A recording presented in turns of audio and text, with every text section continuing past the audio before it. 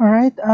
Here's understanding the self, lesson number 2, which is the perspective of sociology. Okay, what is the self in the perspective of sociology?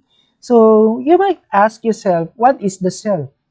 Okay, and self is separate, meaning to say, self is distinct to others. Okay, and the self is always unique and has its own identity. Okay, one cannot be another person, even twins are distinct from each other. What do we mean by that? It's because of even twins has different thumb mark. Example is that one. Okay, even though that they have the same physical body, even though that they are identical already, and still it's separate. Okay, his perception is different from the other one. Okay, self is self-contained. Once we say that one self-contained and independent, because in itself it's exist. Its distinctness allows it to be self-contained and its own thoughts, characteristics, and volition. It does not require any other self for it to exist. When we say that self has its own decision, okay? You cannot impart to the person that, believe me, tama ako and you are wrong. Bakit ayaw mo maniwala sa akin? Okay? Bakit hindi ka, ayaw mo ko paniwalaan? Alright? And you cannot impose some other things to that person na alam mo ba, maniwala ka sa akin kasi kung ayaw mo maniwala, bahala ka.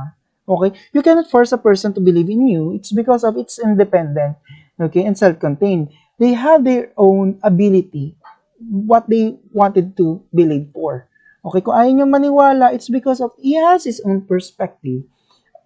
Self is independent, okay? Kahit ano sabihin mo, kung that person has a different view, hindi yan sa'yo maniniwala. Okay, that's why it is independent. Ourselves can think of something without any advices or without any opinion from other people. We decide our own. Ourself decides our own. Self is consistent. When we say that, consistent, because it has personality that is enduring and therefore can be expected to persist for quite some time. It is consistency allows it to be studied, described, and measured. Consistency also means that a particular self traits, characteristics, tendencies, and potentialities are more or less the same. Okay? When you say consistent ang self, meaning to say, hindi yan pabago-bago ang pagkatao ng tao. Okay? That's why we have multiple disorders. Okay? If that personality is not consistent, if that self is not consistent, you can go to a different kind of um, um, personality, something like that. Malimbawa na lang is the kay Rodora X, multiple disorder, okay? Split personality disorder. Because that self of them is not consistent. That's why if yourself is not consistent to you, magkakaroon ng discrepancy. Okay? That's why self is consistent. And also, kahit nga naman na may personality disorder ka like for multiple personality disorder, consistent pa rin yan. Meaning to say, alimbawa, meron ka 5 pagkatao. Yung 5 pagkatao na yun, consistent yun within yourself. Okay? Hindi siya inconsistent na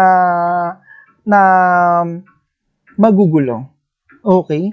It possesses on you if you have this kind of disorder. Okay? And self is unitary, meaning to say, that it is the center of all experiences and thoughts that run through a certain person. It's like a chief command post, an individual where all processes, emotion, thoughts, and coverage. When we say unitary, lahat-lahat na. It's composed of everything. Okay? It's composed of lahat ng mga experiences mo, thoughts mo, perception mo, senses mo, lahat yan, all unitary. That is the self. Okay? And last one, I forgot to add on this, is self is private. Each person sorts out information, feeling, and emotion and thought processes within the self. This process is never accessible to anyone but the self. Alright? When we say private, wala ibang makakakuha kung ano ba talaga ang pagkatao mo. It's because of it is private. Ang nakakaalam na ng pagkatao mo is you yourself. Okay? And also, it is private because you can choose if you're going to tell your secret to your friends. Okay, that is self. Self is private. You can choose if you're going to tell something. If you masturbate, if you do something, self is private. Um, okay, you cannot tell somebody na, uy, kagabi, ganito ginawa ko, gumawa ko. It's all your decision if you're going to divulge information to to other people. Okay, that's why it is private. So the self and culture, same person and turning chameleon. Okay. Once we say that, we people, it's like chameleon. Okay. When we say chameleon, we adapt to an environment. We adapt to a culture. Depends on where are we at. Okay. Halimbawa, kung nandito ka sa isang eskwelahan and then different yung personality mo or different yung ugali mo, and you yourself know that in school they have superiority and inferiority. Okay, superior will be the dean, okay, the teachers, the guards, and even that your personality is quite superior, and you still as a student, your personality needs to adapt with that one. Okay, our self is like chameleon. We can adapt easily. According to Marcel Mauss, every self has two phases. It is one is the moi, or refers to a person's self sense of who he is, his body and his basic identity, his biological givenness, or the basic identity. Moi is something might be tangible. Okay, moi is your body. The face of your moi is a structure of your body, it's structure of your face, how your face looks like. Okay, and also the persona. Composed of social concept of what it means to be who it is. Okay, your attitudes, how you interact with other people. That's what we call that one, persona. Okay, and also persona talks about your social concept. Paano ka makasalamuha sa ibang tao? Okay, and different social concept has different kind of reflection of yourself. Okay, kung nandito ka sa mga kaibigan mo na ganito ang pag-uugali, you might have different yung persona. Okay, you might have a different personality, sabihin natin, because your attitudes towards to your parents or inside your house is very much different from who you are if you are with your friends. The self is capable of morphing and fitting itself into a circumstance it finds itself in. Meaning to say, ourselves really capable tayo na mag-adopt, capable tayo na mag-fit sa certain bagay. Alright? Ganun siya. And sinasabi ni Moss that ourselves are flexible. Ourselves has this kind of features. So how do we people actively produce their social worlds? Paano ba tayo nagpo-produce kung ano ang attitude natin sa ibang tao? How do twins coming out from the same mother turn out to be completely different when given up for adoption? Halimbawa, kahit ang kambal is iba, kahit isa sila ng mother, okay? Kapag ibinigay mo yan, yung isa sa adoption, and his personality, mahuhubog siya with that kind of environment. Okay? And the other one has its own personality because iba yung environment na kinalakihan niya. And sinasabi dito na the environment or the social world has a big impact sa paghubog ng personality or ng self ng isang tao. We have here George Herbert Mead, okay, is social behavioralism. It is the approach used to describe the power of environment in shaping human behavior. Meaning to say, kung in social behaviorism, interaction is very much important na para makapaggawa tayo na not gawa but to shape a human behavior. Okay? Environment is important that one as well.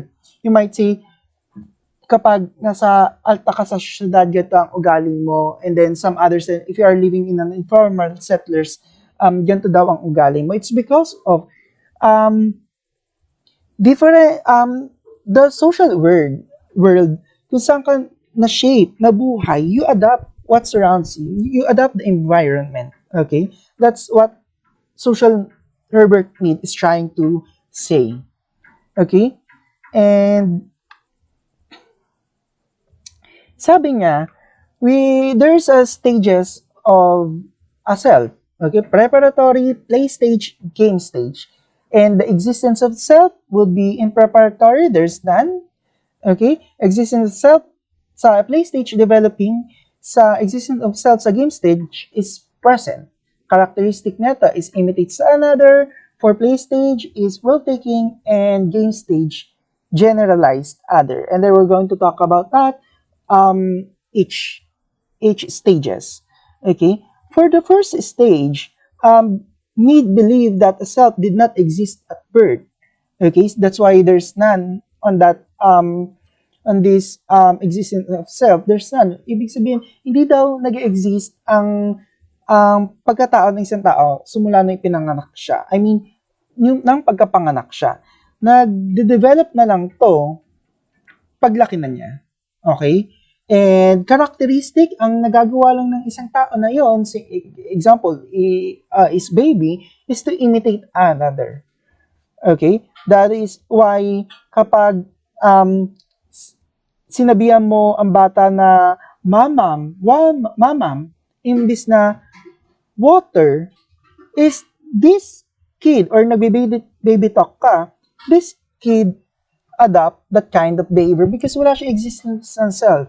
Nakukuha niya lang in that kind of behavior sa kung paano ipinapakita sa kanya ang certain environment.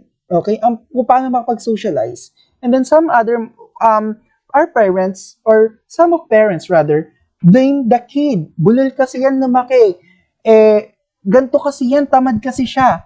It's because of wala pang existence ang bata ng self niya. Tinuturuan mo na siya ng maaaring maling bagay, kaya siya, paano siya naging bulol? Okay? According to me, it's because of the imitation. Okay? When we say, imbis na sabihin mo tubig or water, sasabihin mo mamam. And this kind of attitude, this kind of behavior na ipinapakita mo dun sa bata, ay nakukuha ng bata. Okay? And for the second stage is play stage, na kung saan inilalagay na natin kung ano yung na-imitate natin doon sa first stage. Okay? Nade-develop na yung existence of the self natin. Okay? That's why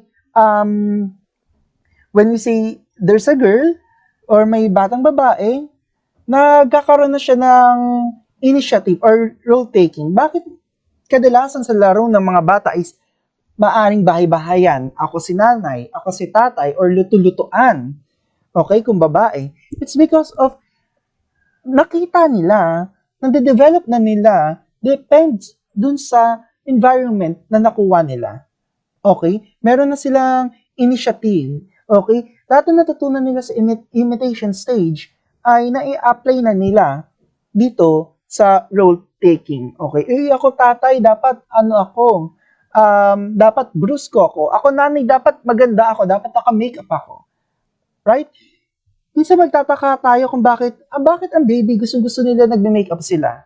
Okay? There are some babies, not all of them, not to generalize them, but bakit gusto ng mga batang babae ang luto-lutuan?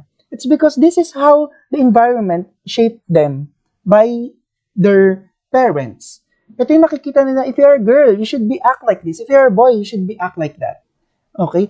Yun yung develop na existence of self dun sa play stage. And we have game stage. Game stage up to present. Lahat na na-apply natin sa imitation, sa role-taking, ina-apply natin yun up to present. Bakit ka ba ganyan ngayon? It's because of this is your story nung bata ka. It's because this is what you've learned. Okay? And bak we tend to generalize other. Okay? Sa preparatory stage, maaring 0 to 2 years old yan. Okay? Sa play stage, maaring 3 to 4 years old. Okay? Sa game stage, ito yung nagde-develop ka ng 7 years old. Start with 7 years old. Bakit ba pag 7 ka dapat nag-aaral ka na? Okay? Pag 7 ka dapat na-i-apply mo na kasi dapat ang mga bagay na natutunan mo from the preparatory and play stage. Okay? Bakit kapag sinabi, nung pag 7 years old ka, somebody says, nagmura or foul words rather. Okay? Pag nagmura ang bata, i-generalize niya na bad ka. Which is, not ka, but ang bad doon is the action na ginawa ng tao na yon or ginawa ng isang tao na nagpakita na negative dun sa kanya. Okay? But however, etong bata na to is it tends to generalize kung ano yung sinabi ng isang tao na tinuro sa kanya. Okay? And he or she apply it to everyone sa buong pagkatao niya. Okay? That's what game stage. And if you have question, you may still ask me during synchronous or asynchronous time. Okay? Because we only have limited time for this one. According to me, the self cannot be separate from the society. This is, he explained through the self stage which the person undergoes in the course of his development. Okay? Hindi mo pwedeng maiwalay ang pagkatao mo sa kung ano ang kinalikhayan mo. Okay? Kung lumaki ka sa gantong environment, madadala mo yun sa self mo. Okay? You cannot separate yourself from the environment according to Mead. Mead's theory of the self. The self is not present at birth but begins as a central character in child's world. Children see themselves at the center of their universe and is having difficulty understanding others around them. Okay? That's why there's a kid na iyak ng iyak. Why? Bakit itong bata na to, if they wanted to seek an attention to their mother or to their parents, iiyak sila because they tend to realize, or not realize, they tend to see that ako ang center ng mundo nyo. Okay? So, dito, wala kasi silang understanding na kung bakit ganun yung nangyayari. What they only know is that ako ang center ng mundo mo, what I'm going to do is iiyak ako. Okay? For me to get your attention. And as they grow and mature, there is change in the self, begins to see other people and is now concerned about people's reaction. People around him, particularly his family, play a major role in the formation of the self. They are the significant others who strongly influence his development. Okay?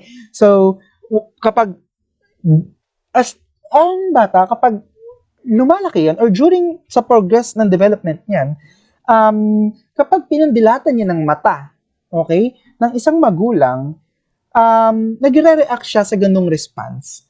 Okay? It's because of naging concern na sila sa environment nila. Kapag ang bata, or as they grow old, or ang tao, as they grow old, kapag may isang tao na ayaw sa kanila, binibigyan nila to ng impact. Bakit? Kasi naniniwala, or unconsciously, it might be unconsciously, according to me, na kung ilalagay natin ang kay Freud, kanina sa lesson 1, ay mahalaga itong mga tao na to, okay, to build my personality.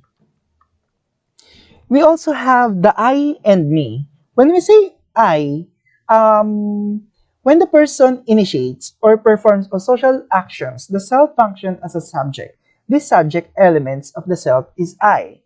Okay? Because sometimes you might have a conflict. What is the I and me? Okay? When we say I self, you are initiating something. Okay? Example would be, I will go on a date. I will cook dinner tonight. Okay? Sa ganung paraan, sa I self is, you are initiating na ako na lang. Okay? Ako na lang gagawa. Okay? It's because of yourself knows that you are capable to do that. That's why you initiate. And for myself, when the person takes the role of other people, the self function as an object. The object element of the self is me. Okay, example, the choice for the best drawing awarded to me. Okay, kapag I self, you initiating. When we say me self, somebody or someone rewarding or giving this credit to you. That's the difference of these two, the I and me. Next will be Charles Horton Cooley. Okay, last or previous lesson we already discussed it. What will you do if somebody says this kind of vulgar words to you? Okay, why are you get mad? Bakit hindi ka magre-reply ng something and so on? Alright? Made use a social psychological approach to understanding how society works. Okay, gumamit siya ng not only psychological but social psychological because how society affects the behavior of the whole person. Okay? He called this the looking glass self or the self that is product of social interaction. Ibig sabihin, that's why you reacted on that kind of way. It's because of this is the product ng nakisalamuha mo. Nagalit ka, it's because of ganito ang naging akto sa'yo. Okay? Nagalit ka, it's because ito yung nangyari sa pakipagsalamuha mo. It's like a mirror. Okay? Kung ginawan ka na masama, I'm not saying that gawan mo din na masama, but you are acting because yun ang pinakita sa'yo ng tao. Siyempre, sino nga ba naman ang magagalit ng piyakitean ka na mabuti and then you will acted like nagalit ka. Okay? Nilibre ka pero binigyan or not, or binigyan ka ng something beneficial to you, pero nagalit ka. Okay? Wala naman siguro. Alright, that's why according to Charles Horton Cooley, he believe or he called that kind of thing as looking glass self. Okay, we behave because this is what we see on the environment, or this is what the environment giving to us. Nagalit tayo, it's because kagalit-galit yun. Natuwa tayo kasi katuwa-tuwa yung pangyayari na yun. Okay, so these things are lagi silang may impact sa isa't isa. Cooley believed that the process of developing a self has three phases. What are these? Number one, people imagine how they present themselves to other. Okay? So, halimbawa, magsusot ako na maganda, it's because of I want people to perceive me or makita nila ako as an elegante ako. Nag-aayos ako ng muka, it's because of gusto ko magandahan sa akin ang mga tao. Okay? I-greet ko ng good night, not good night, or I mean, i-greet ko ng maayos ang teacher ko na, hello sir, kamusta ka po? Or hello ma'am, kamusta po? Good morning po. It's because I want them to imagine na ganito akong tao. Okay?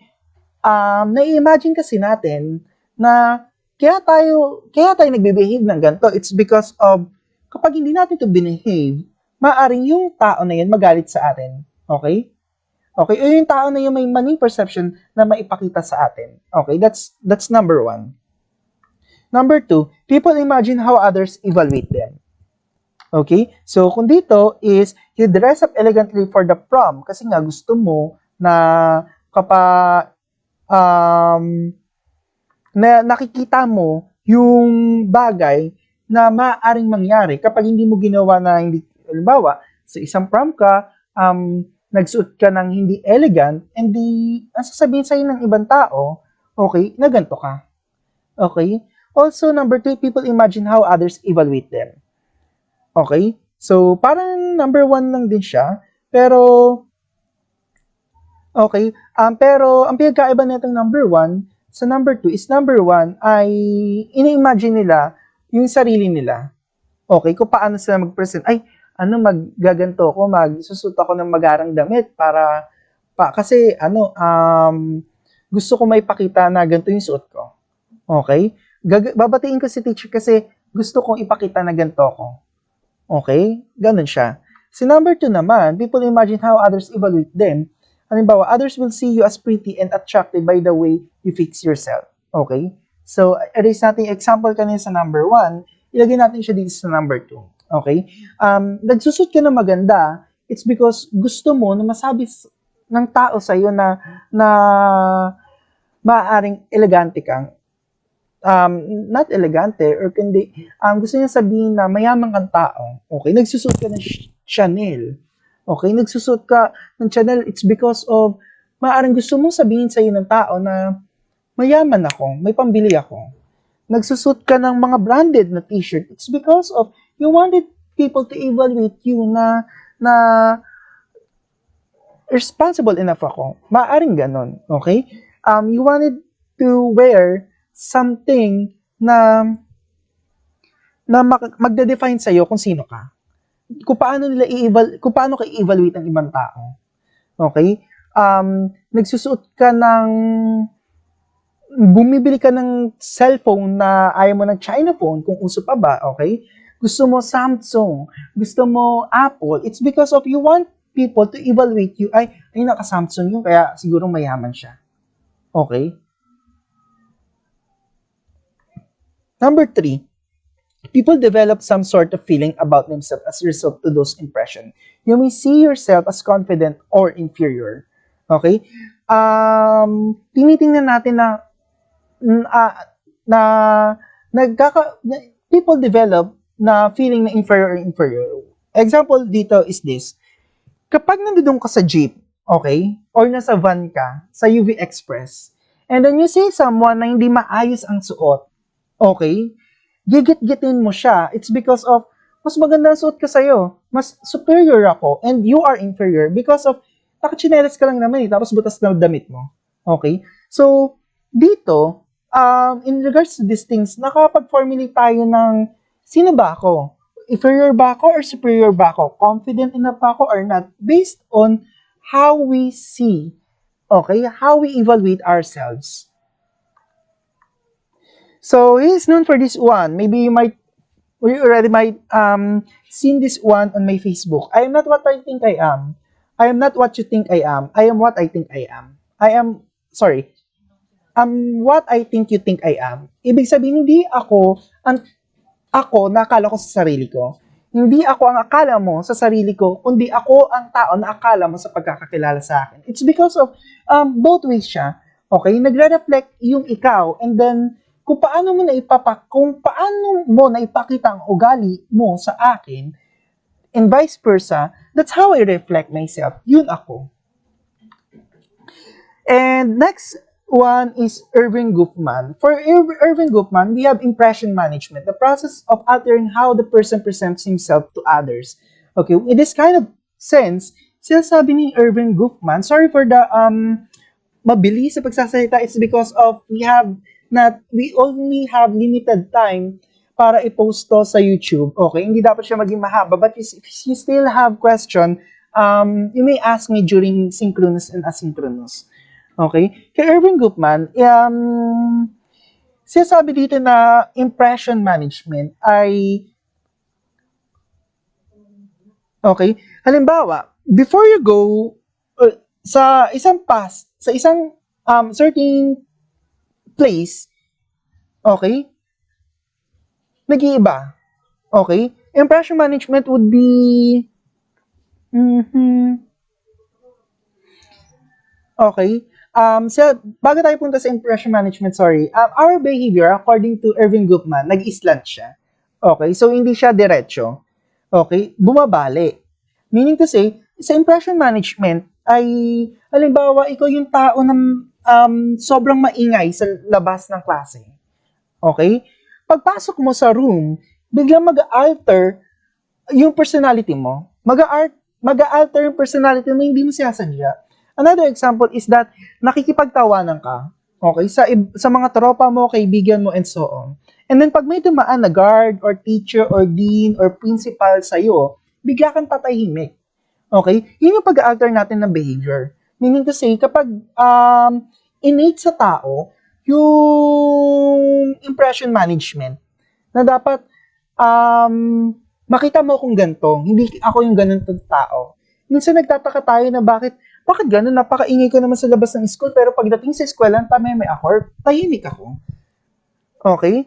It's because of these people around you has a big impact dun sa pagkatao mo. Next is dramaturgical approach.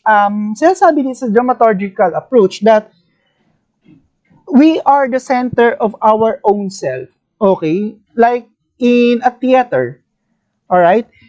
Kunyari ganito, you are the bida of your own story. You are the own protagonist or antagonist of your own story. And we people, halimbawa, nandun ka sa isang classroom, nakaupo ka, okay? Lahat ng tao doon is just an audience. Okay? And you are the center of that one. Ikaw ang bida. Because it's your own story. It's on your point of view. It's on your, ikaw yung center. Okay? And it might be, syempre ako yung nagsasalita dito ngayon, ako ang bida. That's a dramaturgical approach. Okay? Para tayo na sa teatro, okay? Para tayo na sa isang movie, na tayo ang bida ng sarili nating buhay. Okay? That's how Irving Gupman says and explain that one. Next, we have face work. It's a phrase used to describe another aspect of the self. This was usually observed in situations where the face-saving measures reported. Oh, sorry.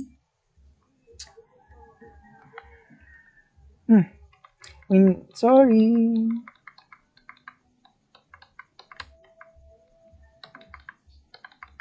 Okay. This was usually observed in situations where the face-saving measures are resorted to the maintenance of proper image or the self-frustrating or embarrassing situation. Everyone has their own face work. Ito yung mga hindi natin sinasadyang mga pangyayari. Example would be, nadapa ka. Okay, nadapa ka sa isang mall habang naglalakad ka and then tatayo ka with fears. Okay? Halimbawa na din to is that nagme-make face ka. Pinagalitan ka ng teacher and dahil sa ayaw mong mapahiya, ayaw mong ma-embarrass, tataasan mo ng kilay pagtalikod. Or magsasabi ka ng kung ano mang facial expression. Minsan pa nga is magkakanda ka ng mga hindi magagandang behavior. It's because of meron tayong automatic response sa bawat bagay. That's how face work works. Okay? Imitation of language and behavior, okay, to self and families. Without the family, biologically and sociologically, a person may not even survive or become a human person. Who he is because of his family for the most part. Okay? So, sabi nga is the family is a center of everything. Okay?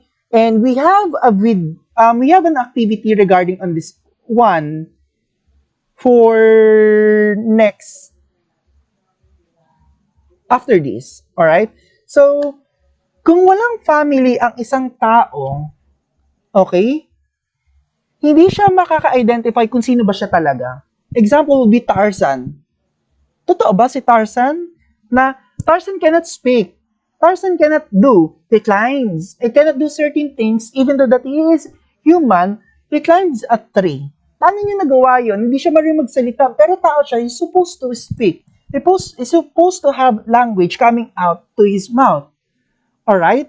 So, baka, totoo nga ba si Tarzan? Bakit si Tarzan na nagagawa niya lang ay ang humiyaw, no other words? It's because of he treated yung mga monkey and nature as his family. Kung walang family, paano mabubuo ang personality ng isang tao? Saan kukuha itong ng existence ang isang tao without a family? Okay, because of that one, because of family, we imitate the behavior. Okay, sabi nga nila, kung anong puno, siya ang bunga. Something like that, right? It's because of, we imitate the behavior from the family kasi nagturo sila sa atin maging ganito tayo. Okay? And according to this, to Irving Gupman, it's really hard to separate that one. Okay? Without family, hindi mo makikita yung sense of self mo. Okay? It's either biologically, sociologically. Okay? Kung wala yan, how are you going to survive? And apart from that, gender equality, and does it really exist? Okay? Gender and self. Okay? Kapag sinabi natin male ka or lalaki ka, you're supposed to act like this. If you're a female, you're supposed to act like that. Okay? Are they really equal? Or does it really exist na ang equality in regards sa pagkatao ng isang tao? Okay? So, because for this one, self and families, gender role is very much important. Because we tend to generalize, if you are this kind of babae and then you act like boyish, people might generalize you like ganto ka. If you are male and then you acting like a female gestures at may ganto ka, does it mean that gender gives really equality? That's the difference between the two. And then we still have an activity for that one. Okay? And as I mentioned earlier, we only have limited time to access this. Okay? Since that we're going to post this one on YouTube, I don't want it to be long. Okay? If you have questions, you may still ask this one during synchronous and asynchronous. And that will be the end of lesson number 2.